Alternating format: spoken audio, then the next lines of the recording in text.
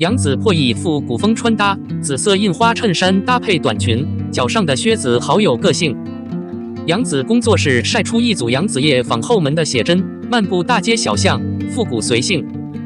不得不说，现在的杨紫越来越会穿衣搭配了。这一次，复古的傻 look 尽显时尚吸睛，也尽显年轻人的刚毅与性格。我们应该调查。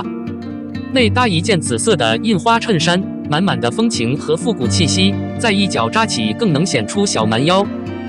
很多小姐姐在穿宽松衬衫的时候，也更喜欢沿着这些线条来设计衬衫的侧边，看起来随性，同时也点缀了造型，起到了另类的复古风情，很吸引人。下半身搭配深色褶皱裙，样板款比较好，因为上装的衬衫比较贵，下装是纯正的样板，形成上繁下简的风格搭配效果，看起来更令人愉快和诱人。而且短裙显得清新活泼。杨紫一直给人的印象是元气满满的小姐姐，穿短裙也是情理之中。还有，在这身穿搭中，杨紫脚上的靴子很有特色，和我们标配的综合款式不太一样，类似靴子半包小腿，用几个扣子固定，看起来非常有个性，而且靴子特别自由，从一开始就好像穿堆袜，给人一种精神焕发的感觉。杨紫留在后门路灯下，靠着凹陷的墙面拍照，直截了当地填满了气氛，满满的复古傻气，气质非凡。披风式的长发，烫了个尾巴，显得格外的随性，也和整身复古风的衣服很搭。说实话，杨紫个子高，权威秀是167公分，她长头发看起来很棒，看起来更不稳定。保持侧身的同时，脚上的靴子更加吸睛。杨紫的穿搭一向很讲究，这次穿这么有个性的靴子，着实难得。说实话，她的设计驾驭能力和风格表现力都是 Very 的强项。她可以尝试几种截然不同的风格，解读各种造型，找到属于自己的不一样的魅力。还有特别讲究的化妆品宠爱，也将杨紫的风采尽显。一双灵动的眉眼勾勒出面部高光，一点点红唇妆点出个性，让她的构图特别棒。她是一位爱笑的年轻女士，她的笑容甜美而治愈。偶尔改变风格，可以给人群带来另一种视觉体验。这一次，杨紫玩出一身复古傻逼造型，身穿紫色印花衬衫搭配半身裙，脚踩肥硕的靴子。我不能说你是否喜欢她。她的新造型。02。时隔3年才发现，肖战一开始一点都不沾沾自喜，4大成就堪称非凡。11月18日，肖战久违重赚的光点登上 iTunes 最高点，引发本土导流热议。有些人认为，肖战的成绩就像是高分考入985学校。有些人对肖战的粉丝有压力，这么高的档次，肖战的粉丝怎么一点曝光都没有？肖战2020年4月发表的一首孤单曲子一发表，就像一块石头被扔进了平静的湖面，最终掀起了滔天巨浪。迄今为止，光点一直保持着单曲在特定音乐舞台上的最高交易记录，无人能打破。澄清，周杰伦今年推出了专辑最好的作品，销量超过了光点，但怎么想都没有关联，一个是单曲，一个是合集。时隔2年多，肖战的光点开始异国他乡，11月17日登陆，无论何时交付，依然在全速前进，从27日杀入前10名，到第2名，最后到第1名。在这里真的要提倡科学，就像 QQ 音乐列表和这个音乐下载程序的内在音乐定位是一致的，巩固了下载和听的广泛定位卷，反映了欧洲和美国音乐的最新事物，并且非常明确。过去节目中的常客是蕾哈娜、泰勒和其他广受赞誉的歌手。韩国歌手要是能上这个榜单，夸一辈子。不过，除了肖战在歌曲方面的成绩斐然之外，肖战在影视和综艺方面也取得了令人瞩目的成绩。影视方面，除了网剧《陈情令》外，肖战的梦幻电影《斗罗大陆》、军旅剧《专家的力量》、甜剧《余生》、不嫌麻烦的话，叮嘱都有。取得了非凡的成绩，外挂赢了，人物出圈了，央视卫视双收录，评价和 B 图占尽优势。令人震惊的是，这些节目种类繁多，风格各异，而且没有一个是令人沮丧的。此外，肖战主演的电影《诛仙》电影产值超过4亿。不出意外，一个特定的舞台让肖战在分桌的时候成为了全能工匠，这不无道理。截至目前，肖战的待播剧即有奇幻剧《玉孤遥》、古装剧《梦中的大海》、先锋剧《烈日如火》，各式各样，引得众人围观，充满假设。节目方面，肖战效仿胡歌打造了自己的5号病人，时长8小时，台词海量。对于以这种方式进行的评估，您可以参考业务中的评估。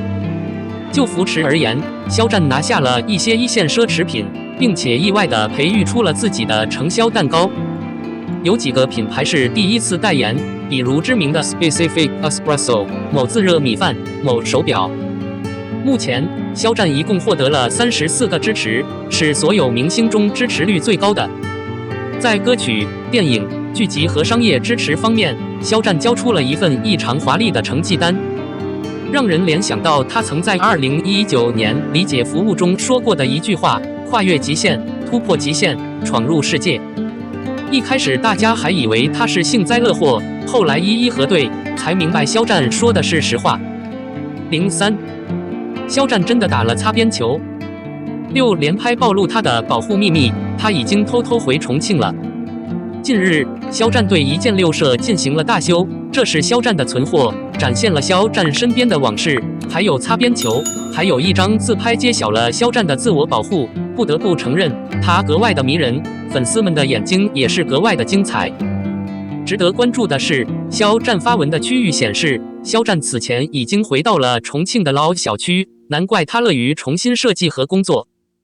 据了解，肖战回到重庆老家后，向网友赠送政府救助物品，并刷新了6张生活照，其中备受期待的天然赣品2次亮相，倾向于看出肖战对他的影响非比寻常高的。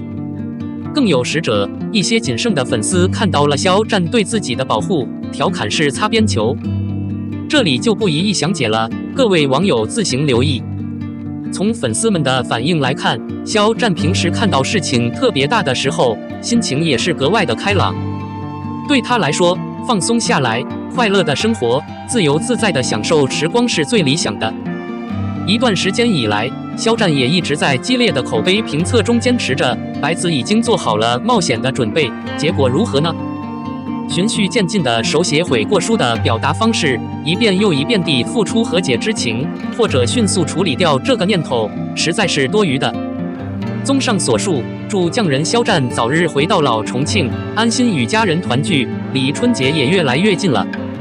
说不准能不能来肖战的跨年晚会和央视春晚留个影子。到现在为止，比较基础的就是玉骨遥和如梦如幻。相信肖战和任敏的新剧《玉骨遥》马上就要开播了，忍不住想要在观众面前看到玉骨遥。如梦如幻中的肖战可圈可点。肖战是实力派艺人、明星、优秀偶像，即将到来的是有希望的，他将继续努力。04，新射雕出圈背后的解释：鲍善恩的因果报应，孟子的脸，高伟光的头发。金庸的武打视角被认为是 IP 变体改编中最大的革新。那些自然变体不被视为主要改编，就像发条一样，该小组将在未来开始拍摄。改造的主要内容是邀请新手的可能性很高。回看近几年的新版选角，均是入圈没多久的新生代。例如新版倚天，男主选的是大眼萌子曾舜晞，女主选的是唐嫣力捧陈钰琪。这2人均是90后小生小花，女配朱旭丹在当初的家行4美里年纪也算是比较小的。3人在剧开播之前虽有热度，但总体不高。等番版上线后，才真正意义上也有了标签。现在提起这几位，再怎么不熟悉，说出新版张无忌、赵敏、周芷若，也还是能清楚一些。特别是朱旭丹，凭借周芷若一角，他成功火到海外，对其加成可谓是极其大的。3年前的新版倚天尚且能有如此效果，如今新版射雕开机，一眼望过去，演员阵容里一水的新鲜面孔。男女主出扛大 IP， 包尚恩、神似穆婷婷引关注，孟子义甘愿作配，明艳气质脸一绝。其中阅历最浅的，当属2位主演了，此沙还好点，起码在开春爆款剧《玉娇记》里还见到了她的身影。原生长相偏向于成熟的她，开机仪式上一头中长发，有些不羁感觉，与身边的包尚恩站在一起，有着明显的年龄差，估计是要诠释出一个不一样的郭靖了。女主包尚恩虽然在影视剧方面产出的比较少，但好在她的运气不错，花朝秋月夜精美的服化道不仅让国风剧组出圈，也让她神似穆婷婷的脸蛋得到关注，前后辈2人均是属于那种圆润的娃娃脸，但同时眼神却清冷坚毅，难怪乍一看会看错这对男女主。从路人缘上来讲，还是蛮多人看好的。男女主是没什么经验的新人，配角倒是有不少当红的，其中孟子义就算是一个。凭借真人秀综艺里所展现的笨蛋美人人设大火的他，在口碑终于逆袭之后，抓住一切工作机会，只要有戏就来，不是主角，不是大制作也没关系。这对于一个上升期演员而言，就是最好的选择。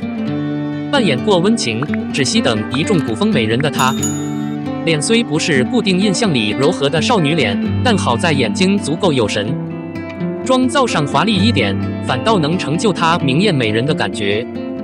比起脸，她仪态上的端庄使得她能演绎出古人的侠气。从江夜到沉香如屑，看起来格外偏爱于打戏，难怪会再次选择进组《射雕英雄传》这个故事，从穆念慈到梅超风。高伟光扮演欧阳锋，长相自带异域感觉，妆造长发够还原。原著里写欧阳锋的外貌，说是高鼻深目，甚是锋锐，而后又表示他是来自于西域的，天然的要扮演这个角色，就必然要在长相上有些混血惊艳感，而总是被误认为混血儿的高伟光，恰恰好就符合剧组的选角要求。在路透里，造型师按照原作小说所描绘的形象，给他搭配上白衣黑长发，他坐于马上，微微仰起头来，尽显江湖四意。是反派，可高伟光的确是帅气的，毛躁的长发造型要是掌控不住的话，很容易就会变成野人。就目前的状态来看，他还是蛮还原原著的。作为耀客筹划多年，终于启动的金庸系列武侠剧，计划拍摄60集的新射雕在班底上是绝对强势的，投资情况看起来也不错。除开男女主，其他演员如何润东、陈都灵等，均是圈内有名气的。看来耀客是想要自己制造一张王牌了。